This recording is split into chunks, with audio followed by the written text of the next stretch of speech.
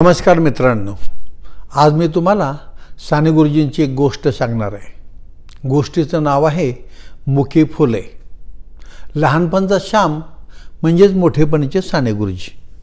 श्यामला फुलं फार फार आवडत। श्याम असं म्हणतो, या जगामध्ये सगळ्यात सुंदर आणि पवित्र गोष्ट जर कुठली असेल तर ती म्हणजे फुलं। हा श्याम लहानपणी पहाटे उठून बकुळीची फुलं आणायला जात असे। तो पालगडच्या मराठी शाळेमध्ये शिकत होता, पण फुलांचं त्याला फार वेड। श्याम असं म्हणतो, मला फुलांचं वेड माझ्या वडिलांनी लावलं आणि फुलांवर प्रेम कसं करावं ते माझ्या आईने शिकवलं। असा हा श्याम सकाळी सकाळी परडी घेऊन बकुळीची फुलं गोळा करायला जात असे। पालगड गावामध्ये भरपूर बकुळीची झाडं होती। मोत्यांसारखी ती फुलं छोटी छोटी सुगंधित चांगली परडी भरून तो फुलं आणत असे। नंतर आंघोळ करत असे, देवपूजा करत असे आणि शाळेला जात असे।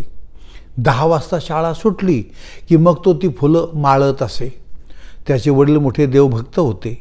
ही माळलेली फुलं घेऊन ते गावातल्या देवळात जात असे। देवांना फुलं वाहत असे, त्या माळा घालत असत। ते गणपतीचे मोठे भक्त होते। दररोज गणपतीला 21 दुर्वा वाहिल्याशिवाय त्यांना चैन पडत नसे। ते म्हणत, वाळलेलं खोरटं गवत त्याच्या दुर्वा काय देवाला व्हायच्यात? चांगल्या हिरव्यागार, लांबलचक, झुपकेदार अशा दुर्वा वाहिल्या पाहिजेत। आणि अशा दुर्वा मिळवण्यासाठी ते शेतात दूरपर्यंत जात असत। ते म्हणत, जे देवाला द्यायचे ते मोकळ्या हाताने द्यावं, चांगलं द्यावं, सुंदर करून द्यावं।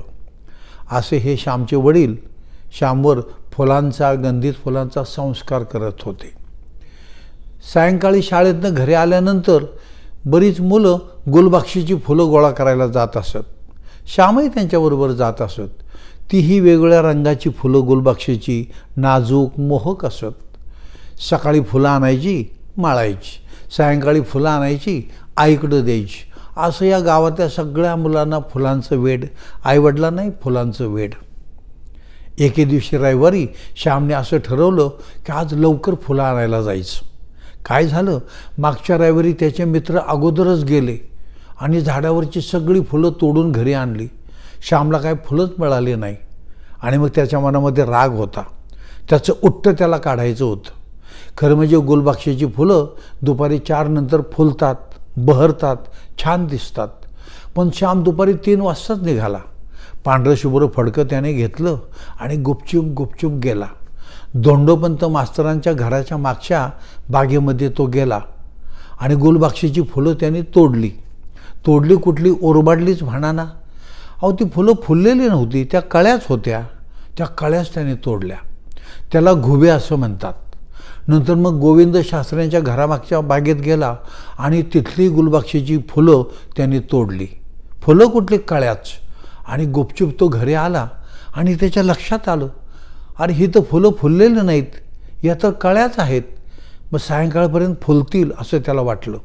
म्हणून त्याने ताम्हण घेतलं, ताम्हणामध्ये पाणी घेतलं आणि पाण्यामध्ये त्या कळ्या टाकल्या। त्याला वाटलं सायंकाळ व्हायला अजून 2 तास वेळ आहे, तोपर्यंत या कळ्यांची फुलं होतील। बघता बघता सायंकाळ झाली। आई तुळशी वृंदावनाच्या कट्ट्यावर बसली होती। तिने श्यामला हाक मारली, श्याम, अरे श्याम, सायंकाळ झाली, आज फुलं आणायला जायचं नाही का? अगं आई, मी अगोदरच आणून ठेवलीत। अरे मग आण इकडं, मी तुळशी वृंदावनाच्या कट्ट्यावर बसले, तिसं बसून ती फुलं माळीन हो।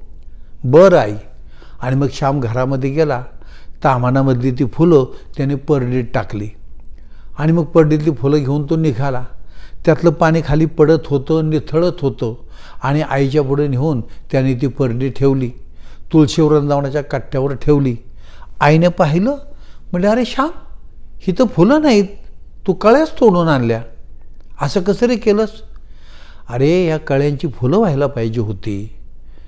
या कळ्या झाडावरच फुलतात आणि ते फुलाच्या अगोदरच त्या तू तोडल्या। हे अर्धवट काम केलं। अर्धवट फुललेली फुलं देवाला कधी वाहू नयेत, हे चुकीचं काम तू केलं। आता काय करायचं या कळ्यांचं? तेवढ्यात बन्या, बापू, बाबी, शेजारची मुलं दान दान दान पाय आपटत श्यामच्या घरी आली। आई बाहेर तुळशी वृंदावनाच्या कट्ट्यावर बसली होती आणि मग बण्या म्हणाला, श्यामची आई, श्यामची आई, श्याम आमच्या अगोदर गेला फुलं आणायला आणि सगळी ओरबाडून फुलं आणली, आम्हाला काहीच राहिलं नाही. आणि मग बापू म्हणाला, हो हो असंच करतो.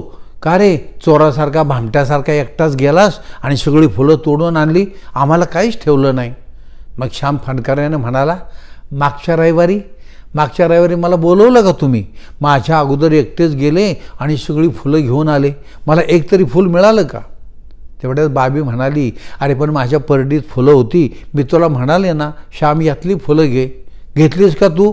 केवढा तुझ्या नाकावर राग, फणकाराने निघून आलास आणि म्हणाला मला नको तुमची फुलं, केवढा राग तुझ्या नाकावर. श्यामच्या आईने हे सगळं ऐकून घेतलं आणि म्हणाली, श्याम अरे अशी कशी सगळी फुलं तोडून आणली, मित्रांच्यासाठी काहीच ठेवले नाही आणि या सगळ्या कळ्याच ओरबाडून आणल्या. थांबा मुलांनो, हे पहा, ही जी काही त्यांनी फुलं आणलीत ना, मी तुम्हाला प्रत्येकाला थोडी थोडी देते. रागावू नका, भांडू नका. एका शाळेत शिकताना एकत्र जाता, एकत्र येता, एका गावात राहता, मित्र ना तुम्ही, भांडून कसं चालेल? आणि मग श्यामच्या आईने ते आणलेली फुलं प्रत्येकाला थोडी थोडी दिली. मुलं जरा खोलली, खुश झाली, त्यांचा राग निघून गेला आणि ती जायला निघाली. तेवढ्यात बण्या म्हणाला, श्याम उद्या आपण मिळून जाऊ बरं का रे फुलं आणायला, फार राग धरू नको आमचा. आणि मुलं निघून गेली. श्यामला आपली चूक कळून आली. तो गोरामोरा झाला, त्याचा चेहरा पडला. तो आईसमोर उभा राहिला, खाली पाहत होता एखाद्या आरोपीसारखा. तेवढ्यात आई म्हणाली, श्याम तुझं चुकलंच हो, खरं म्हणजे तू लोकाच्या बागेतली फुलं आणलीस, त्यांना विचारायला पाहिजे होतंस. विचारल्याशिवाय कोणाच्या बागेतली फुलं घेणं ही चूक नाही का? दुसरी गोष्ट म्हणजे ज्या मुलांच्याबरोबर तू दररोज जातोस, खेळतोस, नेहमी त्यांच्याबरोबर असतोस, त्यांना का नाही तू बोलवलं? त्यांच्याबरोबर फुलं आणायला जायला पाहिजे होती. आणि तिसरी महत्त्वाची मोठी चूक म्हणजे अरे त्या फुलांना झाडावर फुलू द्यायला पाहिजे होतं, ती विकसित व्हायला पाहिजे होती फुलं.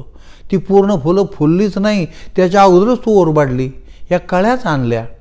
हे बघ श्याम, या कळीचं फूल व्हायला पाहिजे आणि ते झाडावरच होतं हो.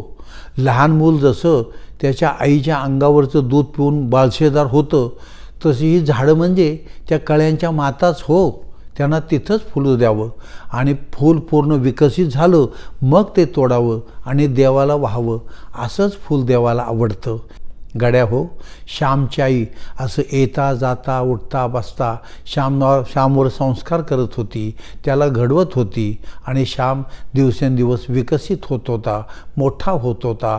श्यामचा प्रवास श्यामपासून साने गुरुजींच्या दिशेने सुरू झाला होता. धन्यवाद.